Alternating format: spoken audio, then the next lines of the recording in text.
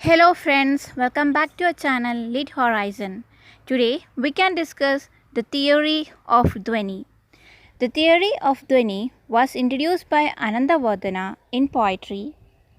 What is Dhwani theory? Dhwani theory is a suggestive power. It explores the unexpressed shades of meaning in poetry. In Dhwanyaloka, Anandavardhana establishes his theory that suggestion is the soul of poetry.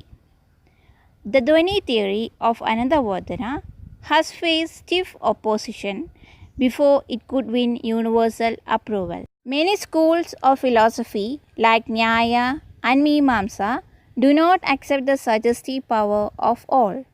It is only some later grammarians who accepted the suggestive power of words. And it is significant that Manoradha, a contemporary poet of Anandavardhana, records his strong objection to Dhwani doctrine. We can go through how certain theories and theoreticians reject the Dhwani theory. First of all, we can go through Dhvani and Anumana. Anumana means inference. Among the philosophers, the Nyayayikas means logicians do not accept the suggestive power of words. And among the poeticians, it is Mahima Bhatta who has written a book called Vyakti Viveka to demonstrate the suggestive functions can be rejected by Anumana. As a reply to the argument of Nyayayikas, Anandavardhana points out that we infer only the speaker's intention to produce the sound and expression of ideas. The meaning expressed is not inferred. വെച്ചാൽ ഒരു speaker അദ്ദേഹം ഒരു idea convey ചെയ്യുമ്പം അദ്ദേഹത്തിൻ്റെ intention എന്താണോ അതാണ് ധ്വനി theory infer ചെയ്യുന്നത്. അല്ലാതെ അദ്ദേഹം എക്സ്പ്രസ് ചെയ്യുന്ന ഐഡിയാസിനെ അല്ല ഇൻഫർ ചെയ്യുന്നതെന്നാണ് അനന്തവർദ്ധന പറയുന്നത്. And he further explains this concept by giving an example of lamp and its pot. Consider lamp as express meaning and pot as suggestive meaning. The lamp can reveal pot even though there is no connection. Similarly, the expressed meaning reveals the suggested meaning even though there is no relationship between them. Next concept which refutes Dhwani theory is Tatparyavarthy. Some Alankarikas like Dhwanika and Dhwanamjaya include Dhwani under Tatparyavarthy. So what is Tatparyavarthy? It is a term which is accepted to explain the mutual relationship existing between words in a sentence which is not directly expressed. എന്ന് വെച്ചാൽ ഒരു സെൻറ്റൻസിലെ words തമ്മിൽ mutual relationships ഉണ്ടാവും. പക്ഷേ ഒരു sentence അതെന്താണെന്ന് ഡയറക്റ്റായിട്ട് നമ്മളോട് കൺവേ ചെയ്യില്ല. പക്ഷേ താല്പര്യവർത്തിയിലൂടെ ആ അൺഎക്സ്പ്രസ്ഡ് ആയിട്ടുള്ള വേർഡ്സിൻ്റെ മ്യൂച്വൽ റിലേഷൻഷിപ്പ് എക്സ്പ്രസ് ചെയ്യാനായിട്ട് കഴിയും. അങ്ങനെയാവുമ്പം ഒരു ക്വസ്റ്റ്യൻ അവിടെ റൈസ് ചെയ്യും.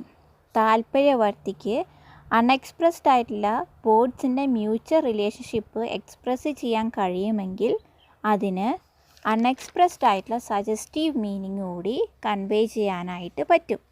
നമ്മൾ കണ്ടു ധ്വനി തിയറി എന്ന് പറയുന്നത് അൺഎക്സ്പ്രസ്ഡ് സജസ്റ്റീവ് മീനിങ് ആണ്. അതുകൊണ്ട് താല്പര്യവർത്തി ധ്വനി തിയറി തന്നെയാണെന്നാണ് തിയറിറ്റീഷ്യൻസ് പറയുന്നത്. ഇനി ഇതിന് എഗെയിൻസ്റ്റ് ആയിട്ട് അനന്തവർദ്ധന എന്താണ് പറഞ്ഞിരിക്കുന്നത് എന്ന് നോക്കാം. ധ്വനി theory points out that Tatparyavarthy cannot explain the function of Dhwani because Dhwani deals with unexpressed meaning. Tatparyavarthy can only convey the logical connection existing between the meanings of individual words together. This is far away from suggested meaning. Tatparyavarthy is centered on language, but Dhwani theory exists even outside the realm of language.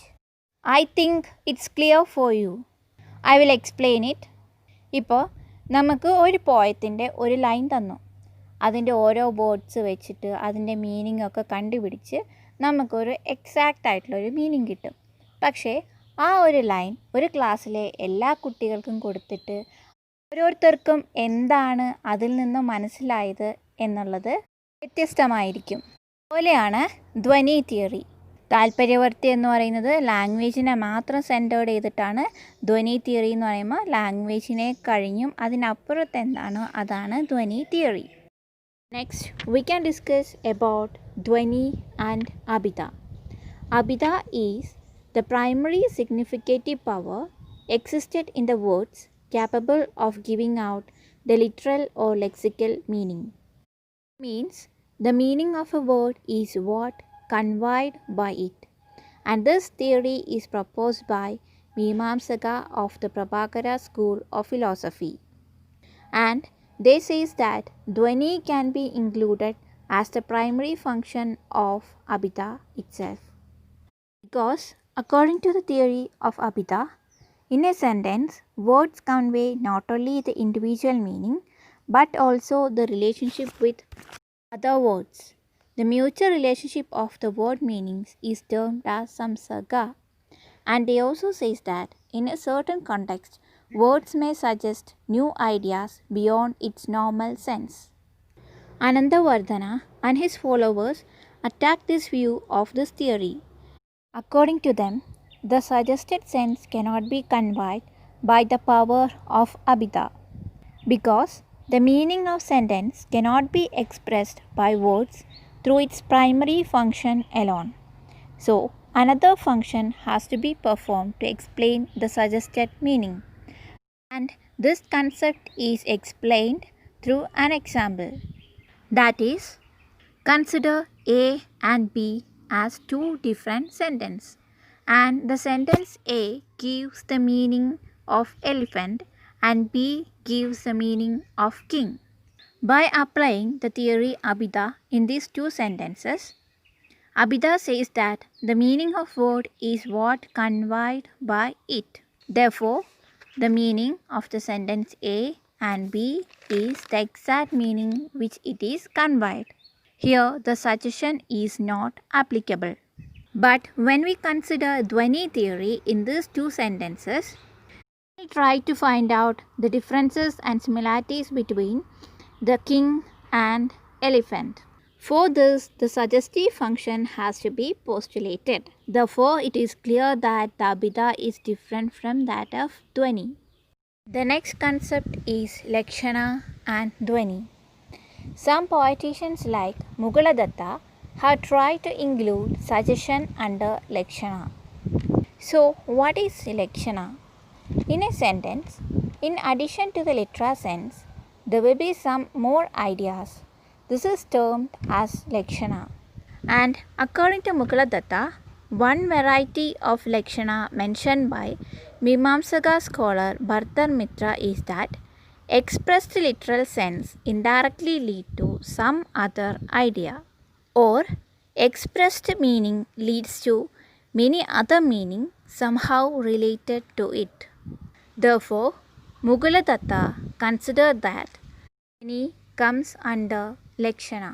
പറയുന്നത് ലക്ഷണ എന്ന് വെച്ചാൽ ഒരു സെൻറ്റൻസിൻ്റെ direct മീനിങ്ങിൽ നിന്നും വിട്ട് വേറൊരു മീനിങ്ങിലേക്ക് ആ sentence lead ചെയ്യും.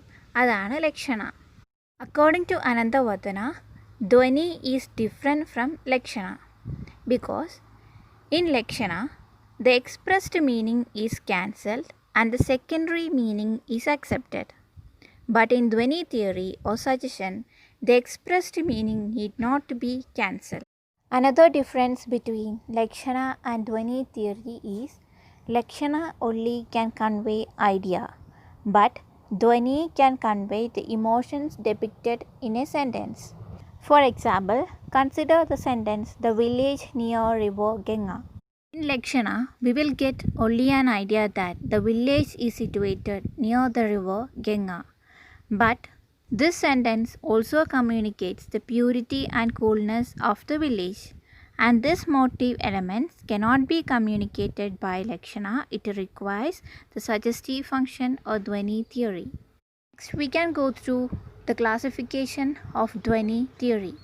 Two classification, that is Avivaksita Vakya and Vivaksidanya Paravakya. Vivaksita Vakya is based on Lakshana. In this type, the literal meaning is not intended. The motive element in all cases of intentional metaphor came under this. The next classification is Vivaksidanya Paravakya. In this major division, the literal meaning is not rejected. It only paves the way for the suggested meaning. This is a small idea about Dhwani theory. Thanks for watching. Please like, share and subscribe.